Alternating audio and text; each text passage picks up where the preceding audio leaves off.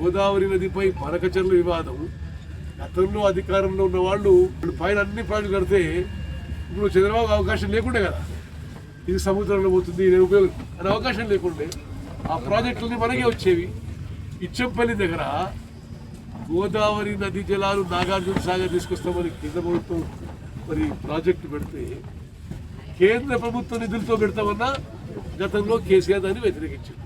అన్ని విధాలుగా వాళ్ళ తప్పిదాలు వల్ల తెలంగాణ రాష్ట్రానికి, తెలంగాణ ప్రజలకి, తెలంగాణ రైతాంగానికి అన్యాయం జరిగిన విషయం యావత్ తెలంగాణ ప్రజలకు తెలియాలి. హరీష్ రావు గారు వీళ్ళు వాళ్ళ పేర్లు మార్చుకొని గోబెల్స్ రావు అని పెట్టుకుంటే బెటర్ ఏమో.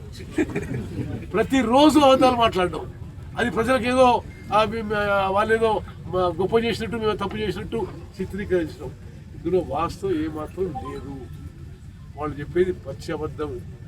గోబెల్స్కి వీళ్ళే వారసులు, గోబెల్స్ని మించిపోయినరు ఈ తప్పుడు ప్రచారం విషయంలో.